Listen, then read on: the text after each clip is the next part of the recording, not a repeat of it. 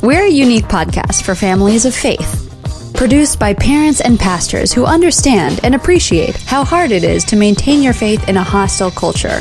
We're here to encourage and support you in the most vital role of all, parenting. If you're feeling overwhelmed and afraid, it's okay. You're not alone. Brilliantly Brave is hosted by two honest and engaging dads with 9 kids between them. A road tripper, author, and pastor, Father Brad Matthias, and iShine founder, solo parenting expert, and all-around foodie, Mr. Robert Beeson. Join us each week as we explore and engage with some of the most intriguing, inspiring, outrageous, and awesome parents in the world.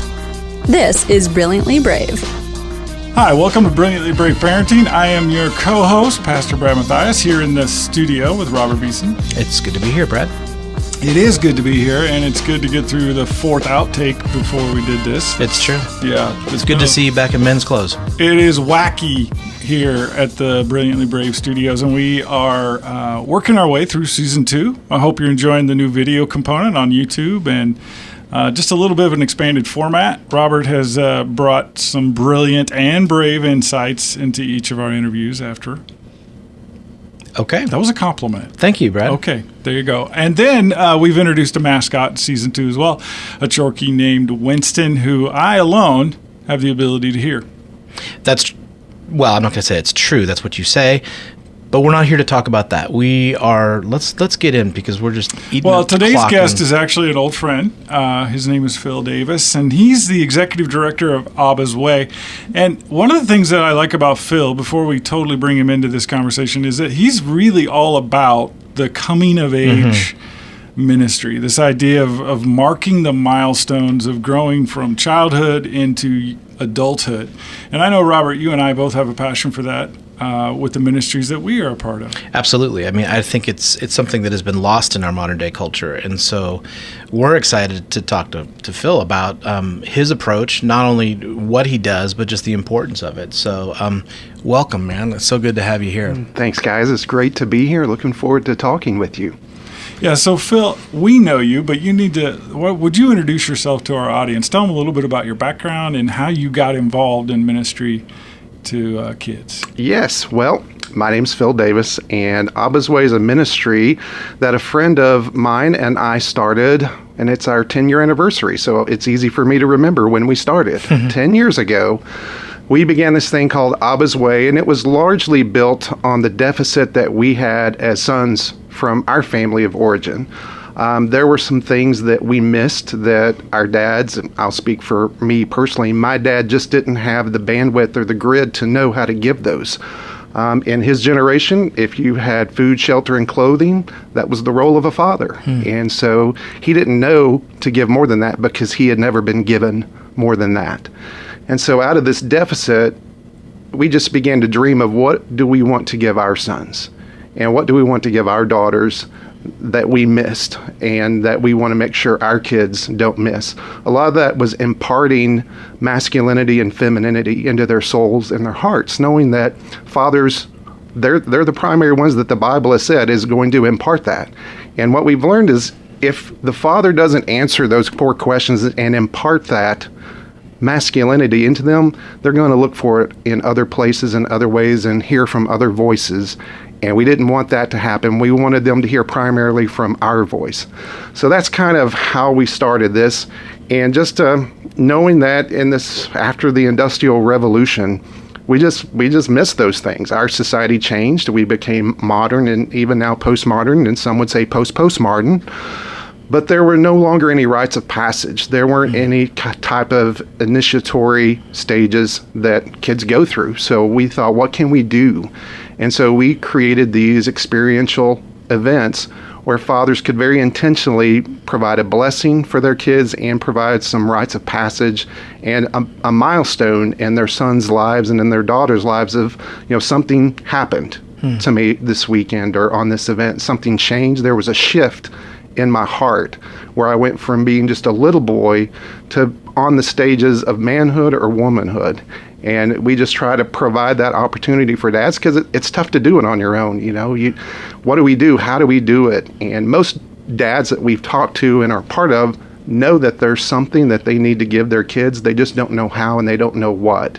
So we've kind of aggregated and worked with some great parenting experts from an adolescent counseling center here locally, and created this experiential event. And like I said, we've been doing it 10 years now. So super excited. We've had about 1,000 families from different countries representing about 10 different states all together come and be a part of this experience. Wow. I can only imagine the process that you went through with these other guys 10 years ago. Like, we're going to do something that wasn't done for us. That could have turned really cynical, but instead you made it positive. You turned around and said, okay, that didn't happen for me, but I am going to do it for my kids. Yeah. Sure, there's some personal story behind that. Would you be willing to share with our audience just a little bit about your own parenting experiences before you were formally a part of Abba's Way? Yeah, I would be happy to. And that's a deep story. I don't know if we have a few days where I can really unpack all that, but yeah. I'll try to hit the highlights. And for my story, it's like I said earlier, you can't give away what you haven't been given. And so I wasn't given anything more than that. But what I found is at the end of my brokenness, it became a bridge to something more, not a barrier. And so in the community of other men and through a lot of counseling, for me, the end of my brokenness was a divorce back in 2007, where I was at the end of myself. And that's when I began to heal my soul and do some soul care personally that really opened my eyes to the person I was today, or in that day, was in large part of because who I became as a young person, as a young man and a boy.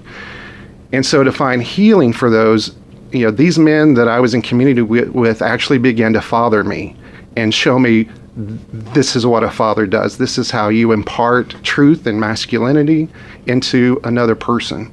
And so that was kind of my story, and certainly my walk with faith and my spiritual journey included a lot of fathering by God, who gave me things that I didn't have and prepared me. So my daughter in particular, I remember we were talking, a couple of years after the divorce, and there was a milestone in her mind that pre-divorce was bad dad and post-divorce was good dad.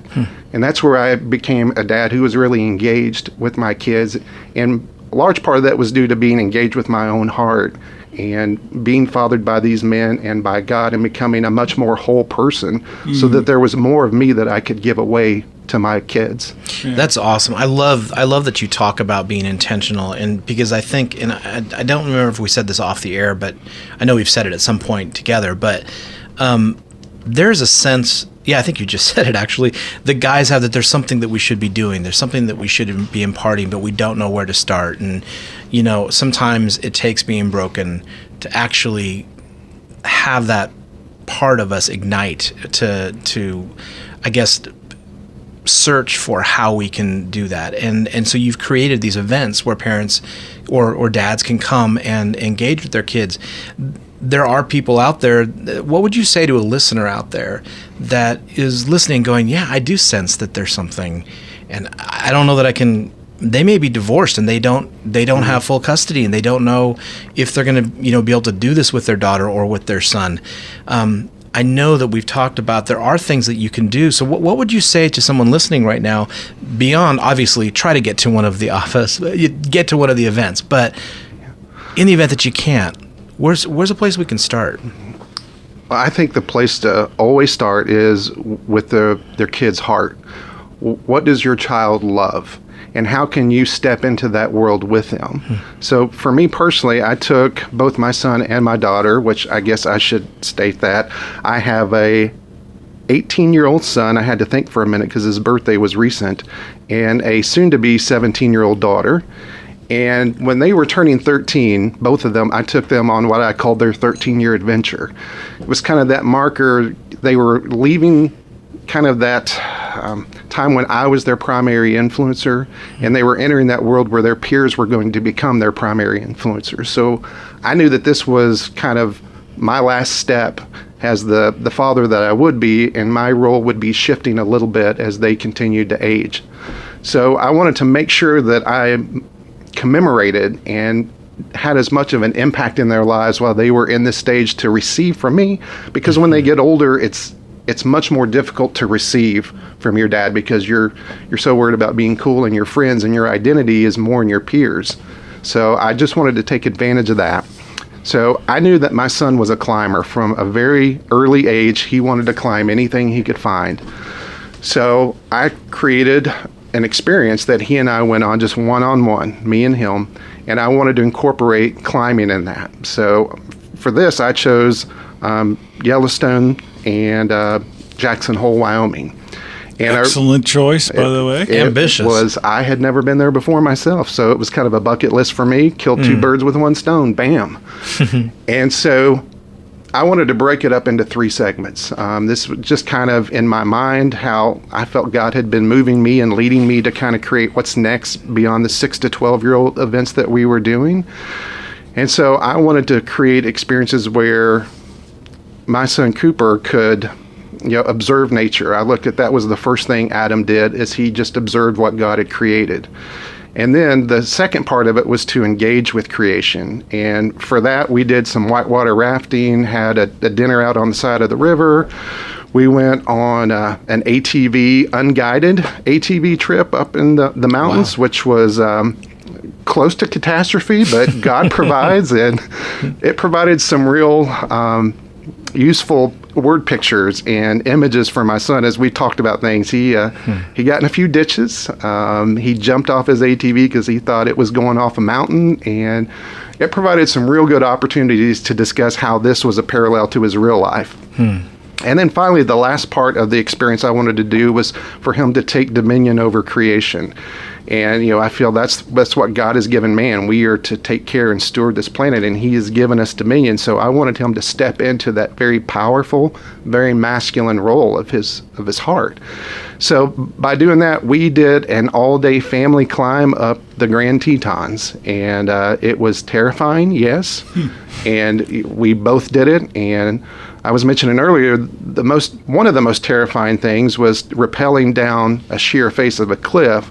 But then when they told us we had to climb back up, that was utter terror in that. So we accomplished that. We had our place at the top of the mountain. We got some great pictures, and we took dominion over that mountain, indeed. And so then I had, just a brief, what I would call a ceremony one-on-one, where he is a huge Lord of the Rings fan and had always wanted the sword Anduril, which was Aragorn's sword that the elves had reforged and given him as part of his journey in the Two Towers. And I had never let him have that. I said, your time will come, but you're not ready to take the king's sword yet. And so I used a clip from the film to kind of set it up, and then I presented him with the sword, and we looked at some scripture where it talked about, but a man puts away childish things, and I really challenged him to step into his manhood and to own that this is who you are. And, we're acknowledging this, we're creating a time and space as a milestone in his life where you can look at this point and say, yes, something has been imparted into me.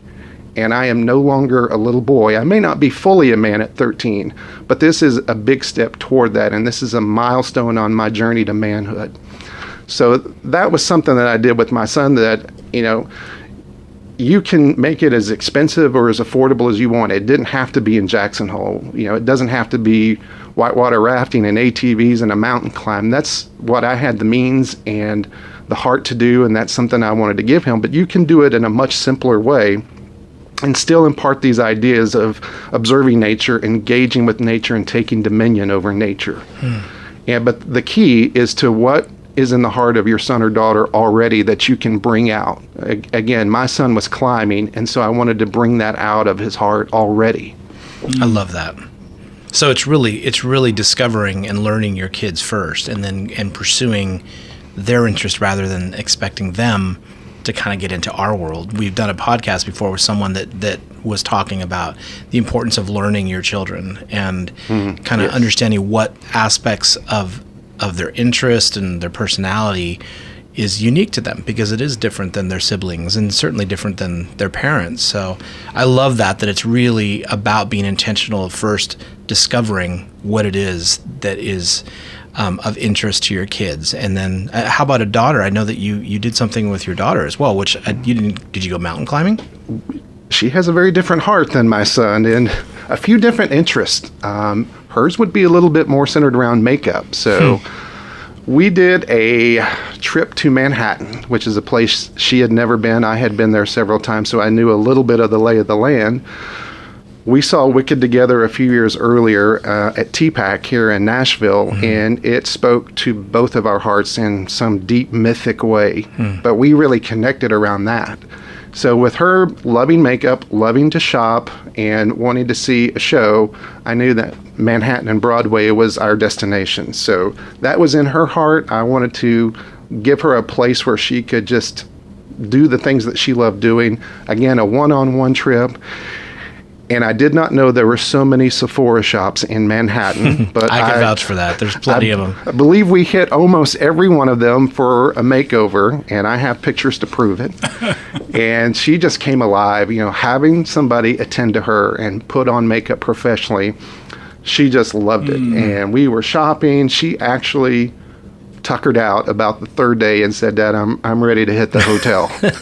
It's like, praise God. Yeah, exactly. Because I know I am too. There's a lot of walking that goes on, but we saw Wicked on Broadway, and I remember I had gone to great lengths to get the very best tickets I could. So we were third row in the center. And I remember as the usher was showing us our seats and he kind of turned left to go toward the stage, my daughter Morgan we were holding hands, and she pulled on my arm and looked at me and said, "Are we really going up this close?" And I said, "Yeah, this is where we're going." Remember, she's going to break me down in tears too. She just broke down in tears, just that she was being so lavished. Yeah. And that spoke beautiful. to her heart. And I remember at the intermission, she just looked at me and said, "I can't believe this is happening." So that was definitely something that I wanted to give her. And, at our events, we talk about the things that girls long to hear most, that they need from their fathers, these questions, if you will, that they need answered. And say, am I lovely and do I matter? And so that week, I tried to speak answers into those questions of, yes, you're stunningly lovely, and absolutely you matter and you're worth fighting for. And so that was just kind of a treat that she wasn't expecting that I could give her to lavish her and let her know that, oh yeah, you're worth this and so much more. And so that was what that experience with my daughter looked like. And I would say the same thing. It's about paying attention to what's in front of you, looking at your kids individually, knowing that they have different hearts, different interests, and God has wired them in a very unique way. And so pay attention to what's in front of you. And the big deal is to step into their world. Don't bring them into you and what your interests are, but enter their world and speak their language. And you will have their heart like you never have them before if you will take the time to do that and step into their world. I love that. Yeah, I do too. And one of the things that I love, Phil, as you're describing that, that was several years ago, but right. It's just as if it just happened. I can see it in your eyes.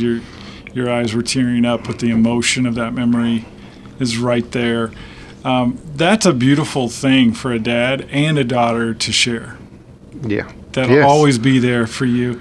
And I think as parents, especially within the churched world, the people who attend church regularly and consider themselves evangelical or Christian, I think we get caught up in saying the right things to our kids. And in reality, it might be simpler than that. It might actually just be what we do. Right. And what you were describing in the way that you treated your daughter, especially, you were speaking to her without using your mouth. Like it was all action. You were demonstrating to her love. And I want to encourage parents who are listening today, it's great to explain things and it's good to teach, but it's better to do. And not to think that you have to have the right words or the exact phrases, because, some of us aren't great at articulating heart things, especially as men, but doing something it shows intention and it shows your heart for your kid, whether it's a boy or a girl. And so I love the fact that you did that. And I think the takeaway in this specifically for a parent out there that may not feel like they have all the right things to say is you don't have to. You have to just be intentional about what you do with your kids and pursue that rather than thinking you have to have the formula worked out. Yeah, so thank you for sharing those sort of really private moments in your own family with us and our audience. But I thought it was important to set the foundation for where Abba's Way grew from. It wasn't just an abstract theological thing that you were like, oh, we should do something about this. There's a need and we'll respond. It was actually something that grew out of your own experiences. And so there's such moral authority from that, right? You've done this. You know what it can do for your kids. And so as you lead other men through that process and your team now helps lead fathers through this process with their sons and their daughters, I can't help but think that brings incredible fulfillment and encouragement to you. Yeah, well, Abba's Way was never intended to be anything. We really intended for the three of us who kind of started this to go on a camping trip and do this for our sons. And as we began to share this in the community of men that we're with, they wanted to join in with us and say, hey, I want to go on that too with my son. And so before we knew it, there were like 50 people that wanted to be a part of this. It's like, that's kind of hard at a state campground, to get 50 people in a tent. So we really struggled with this because then we started talking about contracts with the retreat center and minimums and guarantees. And like this, we were just going to go on a camping trip. I mean, this is a lot bigger than we were expecting. And we just spent a couple of days. I remember very clearly I was in Laguna Beach at a conference, and we said, let's just spend some time in prayer and see what God wants us to do. Does he really want us to pull back and just give this to our sons, or is this something that he wants us to give away more broadly? And I remember sitting on Laguna Beach, and I was watching the waves kind of crash over the sand. And what I saw was as the water would pull out, these holes would come in where crabs and other vermin and stuff were leaving these holes. And then the wave would come in and bring all this sand and just cover it up. And I just felt God speaking to me that there are so many holes that fathers have where they don't know what to give their kids. And I'm going to use this experience to cover those holes and fill them up. And so I went back and talked to friends of mine and said, I heard God say, go. What did you hear? And they all, we heard him go. So then it's like, okay, I guess we're doing this thing. And we figured we better have a name and make a 501c3 and get some tax benefits since we were going to be paying out of our pockets. And so that's kind of really how Abba's Way even started. It was never intended to be this ministry to do these events for 10 years. It was just a camping trip that we still haven't gone on yet, by the way. Still waiting for that camping trip with the three of us. Well, I think it's grown by the Lord's blessing. And for those who are wondering, Abba's Way is a ministry that does two events in the summer. It looks like every August you have Father's Heart Weekend. That's correct. We usually do it the third weekend of August. And then on for our young ladies, because I have a daughter who's a year younger than my son, and after 2 years of doing this with my son, she began to look at me and say, well, Dad, what about me? What are you going to do with me? And at that point, I realized I could either do something or create a massive father wound in my daughter. And so it was like, I haven't been a daughter. This is a little more difficult for me. So give me a little time. And the next year went by and she said, I gave you a little time. What are you going to do?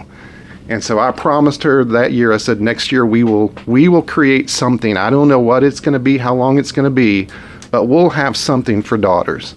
And that's where Father's Delight came from. And it is a one-day event that we do on the Saturday before Father's Day here in the Nashville area. This was our 6th year to do that event. So wonderful, beautiful event. Wow, that's amazing. For those who are listening, when I say it's amazing, the tagline for Father's Delight is step inside the fairy tale. I'm looking at one of your brochures right now, and it looks like a very elegant and really almost romantic event in the sense that there's beauty there's fashion, there's activities that daughters would really enjoy there. Yeah, one of the things that's very unique about this event is, there's a lot of father-daughter dances, and those are great, and we want to support those. We just wanted it to be something more that speaks deeper into a girl's heart, so we created a full-day event. So it's kind of broken into 3 segments because I grew up Baptist and like threes. So there is adventure, because the belief is that girls long for adventure just as much as boys, but they want to be invited into it by a trusting figure. They don't just run headlong into it, but they want to be a part of it. And again, movies are my metaphor for everything. So I looked at Princess Leia from Star Wars, and I looked at Eowyn and Arwen from the Lord of the Rings trilogy, and they were critical characters in the story, and things could have gone terribly wrong without them being involved in it. Yeah. So that's where we create this idea of adventure. So we do, zip lines, we do giant swings, and we do climbing walls, and we do stuff on the lake with blobs. And we want girls to experience that they have a critical role, and we do that by adventure. And then the second part is ceremony, where we have a very beautiful time where the fathers bless and name their daughters as lovely. And then the third part is celebration, and that's where we have a feast, because what father-daughter experience isn't complete without a feast. And then we close it out with a big dance with the DJ and lights and all that. So from 9 a.m. to 10 p.m., and we kind of dance until the dads can't dance anymore. And the girls are always ready for a little bit more, and the dads are just tapping out. Wow. And for more information, for those of you who want to find out about these events, abbasway.org is the website. It's ABBASWAY.org. Phil, you are remarkable in the sense that you've been through some difficulties. You have fought through as a single father. You've overcome some real challenges in your life. And here you are on the other side leading other men to do better as fathers. I am so inspired by that. And my thought would be to challenge our audience, if you're listening. I don't care what your background is. I don't care what you've been through or how good or bad you've been as a husband or a father.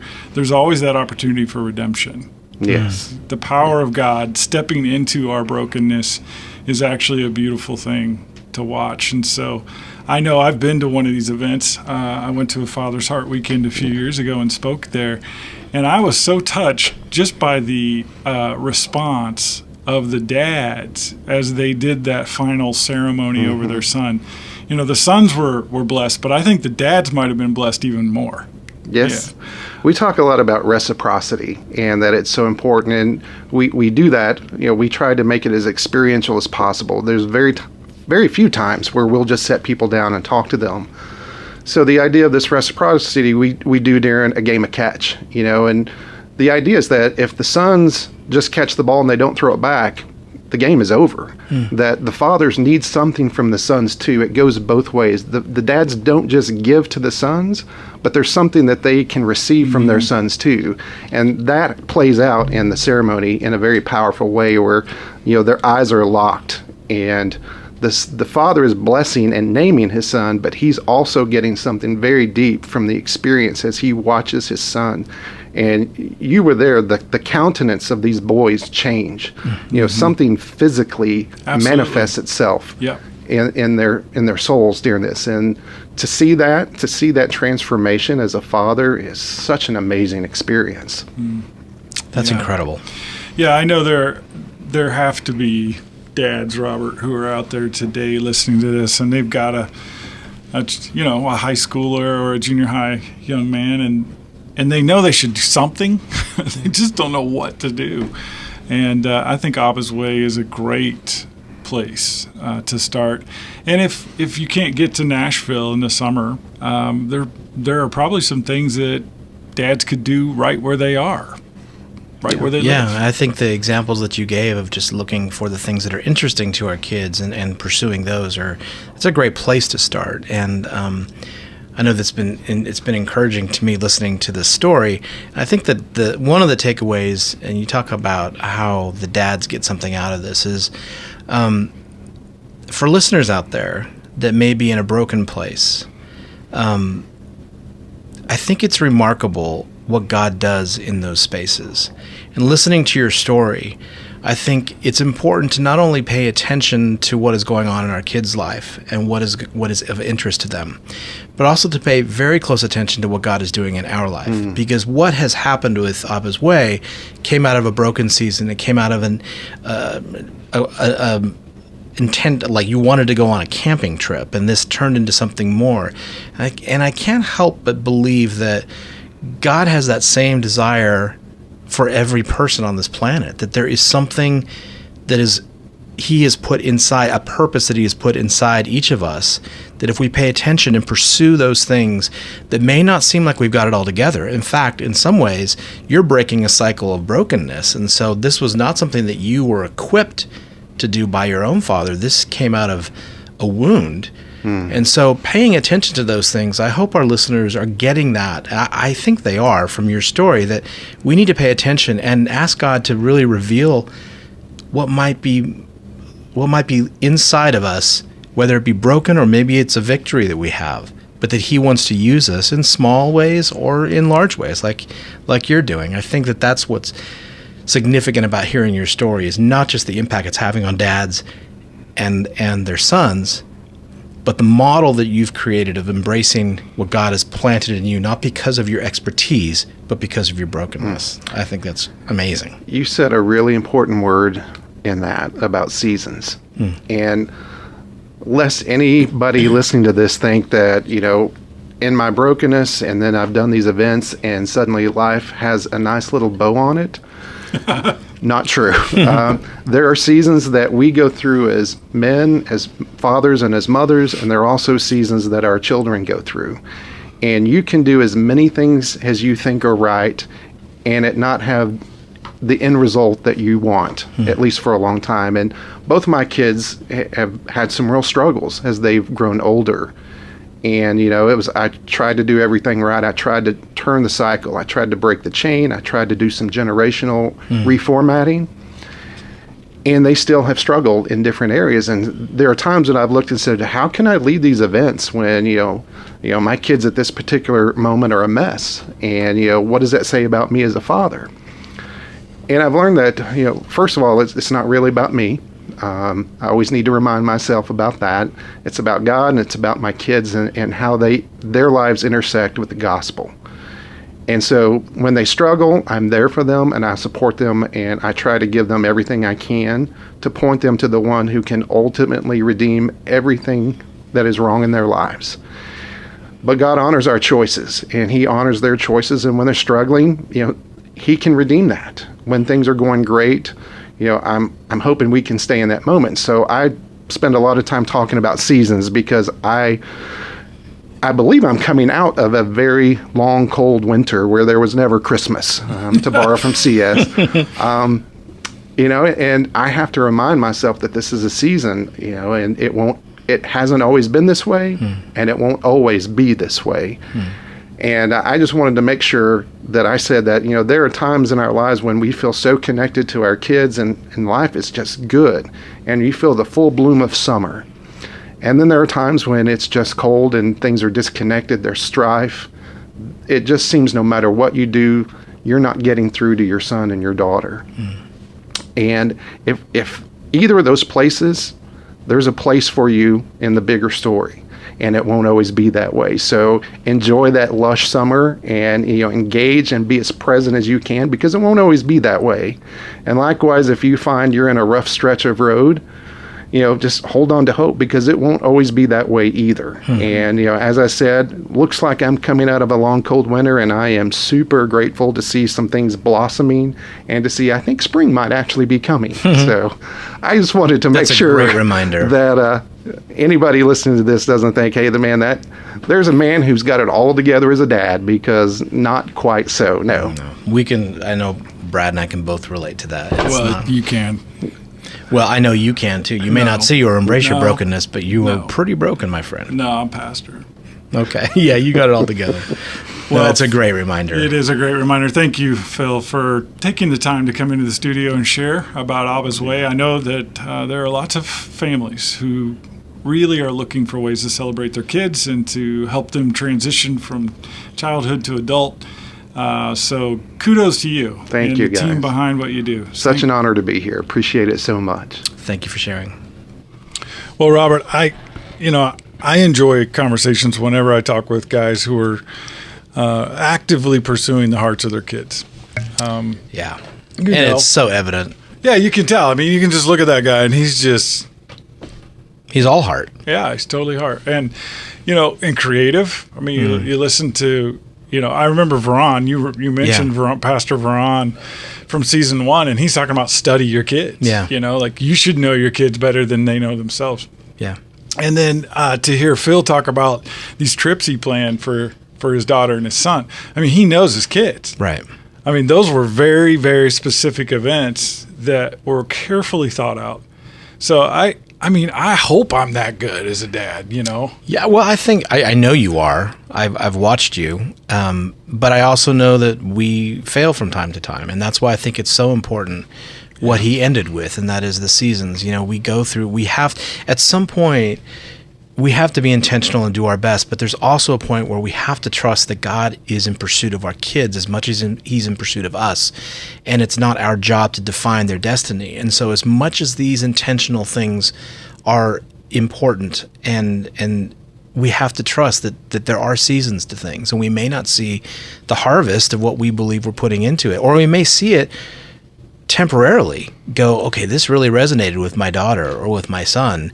And then 2 years from now, I'll go, was that not real? We have to trust that God, if we're deliberate and intentional and following what we believe he has us do as a father to our kids or as a mother to our kids, we have to trust him with the rest of it, that he's going to have those things come into fruition, even if it doesn't appear like they're growing at that time. Especially if it doesn't appear like it. I'm looking back now. I'm looking forward to having my first grandchild this year. Looking at all the things I did wrong and all the grace that God showed in my family and to me in particular as a dad, raising two daughters and a son.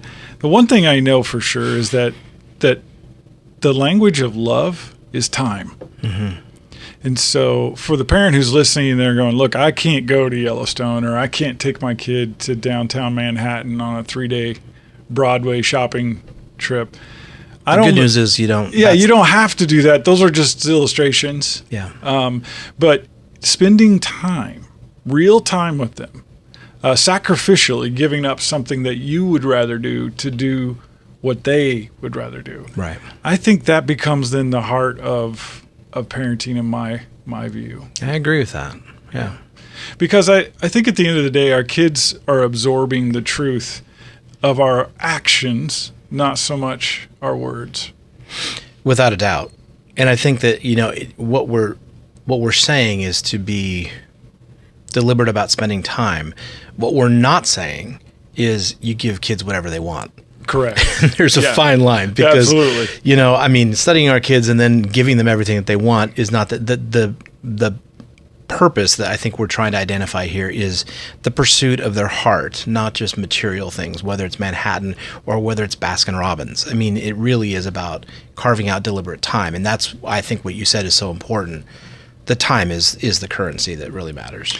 Yeah, and the one last thought I would throw out after listening to Phil, he sort of made this comment in a self-deprecating way at the end where he says, that doesn't mean my life and my kids have all just gone great. My life isn't wrapped up in a bow because I did these things or I'm a part of this Abba's Way ministry. And I want to really reinforce that there are no simple, quick fixes to parenting kids. Yeah. Whether you're a Christian in a post-Christian culture or not, your children, as they go into the teen years and early college years, they are going to be trying on different ideas, different beliefs as they process what it is they truly believe. And so you've got to trust that the seeds that you've planted, which will be those experiences, those investments of time, that by the grace of God, they do bear fruit. That's right. Couldn't agree more. Yeah. Well, I appreciate Phil and his willingness to share with us. Yeah, me too. If any of this resonates with you and you're looking for ways to plug your kids into these coming of age events, Abba's Way is one of many.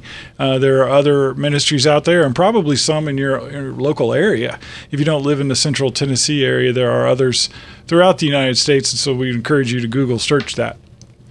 Before we hang up, so to speak, I definitely wanted to give, our moment of praise to Winston, the mascot. Winston, our Chorky, has been talking to me. I changed the kind of cheese. We went from a yellow to a white cheese. He seemed to like that.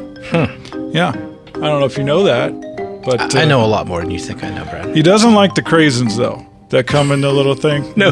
He spits those out. No, he doesn't. But he does like the white cheese, and so for that, I'm grateful that he was willing to share with me. He had this entire discussion with me, and I'm just going to share a little piece of it because we don't have time. For those of us listening, this is his conversation with my dog. Well, I am the dog whisperer. Yeah. So Okay.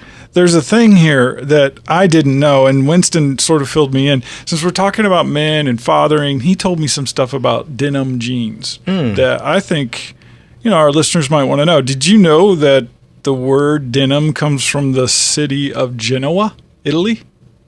Did you know that? Doesn't seem to make sense, right? No. I Yeah. didn't know that. Well, it did. In fact, the translation from Italian to English is denim. And so Genoa means denim. Yeah. I What? mean, yeah, you can look it So up if you yourself. go to Italy and you go, "Hey, nice Genoa," it means like you're saying nice. It actually denim? translates to Nimes, which then is pronounced denim. Even though it looks like ninum, it's pronounced denim in English. So ninum or denim came from the city of Genoa, and it was in the 1500s. And then Levi Strauss came to America in the 1870s out in San Francisco, and he was working with this stuff he learned about in Italy. And that's how we got denim. And I'm sitting on some denim right now. So technically, jeans are Italian. I don't even know what to. I think that the cheese you gave Winston was Dude, bad. that is some smart dog.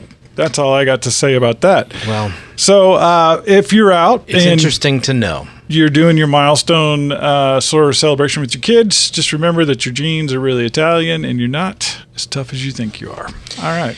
That's right. Okay. Well, thank you for sharing that. And You're I have to- astounded. I'm You're astounded. astounded. You have no words. I'm trying to craft the right thing to say because Did it's you just know that, Alexis? Our producer, Alexis. See, Alexis didn't even know, and she's a that's because I think it's bad cheese and bad information. she's a gene expert. And I think the you- factsite.com, that is the source. So it wasn't Winston. Well, I mean, Winston told me about the factsite.com. Okay. So at the end of the day, I think you just brought this up because you're wearing your denim jumper today and you wanted to find something that was consistent. rompers are coming back. That's all I can say. Yes, I know. Yeah. But not those shorts ones. Oh my gosh. So, ladies and gentlemen, in our podcast world, we have fun with these podcasts, partly because what we talk about is kind of serious. And we want to make sure that as you engage your children in this culture, to remind you that you can have some fun with this. Don't take your life so serious that it's all about parenting and you forget to live the adventure that is life. So, next week, we will be Talking with someone. talking with someone. And we hope you join us. And please, if you think about it, just give us a rating on iTunes or Stitcher or SoundCloud. And we thank you being here. Thank you for being here. Yep. Next week, we're going to have Zach Fay.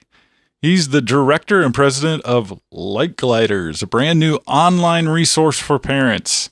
It's a software game and it's the gospel, all tied into one very updated and innovative app. We hope if you're looking for something new for your kids, you'll enjoy this podcast. So definitely come back here next week for Brilliantly Brave Parenting. Parents, remember, even if you may not feel brilliant or brave, you are. For God gave us a spirit not of fear, but of power, and love, and self-control. And I am not ashamed, for I know whom I have believed. I am convinced that he is able to guard until that day what has been entrusted to me. 2 Timothy 1:7 and 13. This podcast is a service of iShine Ministries and the Tween Gospel Alliance. All rights reserved. Donations to Brilliantly Brave are tax-deductible at iShineLive.com. Review and subscribe to this podcast on SoundCloud, Stitcher, iTunes, or on our webpage.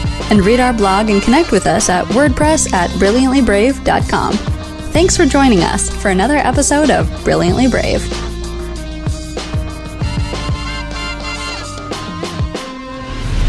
iShine is a faith-based ministry and media company that looks and feels a lot like a Christian version of Disney. iShine is more than entertainment. We're the producer of the largest Christian tween TV series in the world, a nationally syndicated radio show, a Nashville-based record label, host to multiple live tours and summer festivals, an interactive website and social media, and a provider of printed and digital devotionals, preteen Bibles, and church curriculums. But more than anything, we're a trusted Christian resource for parents and pastors. You can turn to us for all things tween. Check us out at iShineLive.com. Like a light, we're made to shine. Hey parents and grandparents, this is Zach Fay, creator of Light Gliders, a digital game world of Christian faith and fun. The critical years to impact kids for Christ are before the age of 13, and kids are spending more time digitally connected than ever before.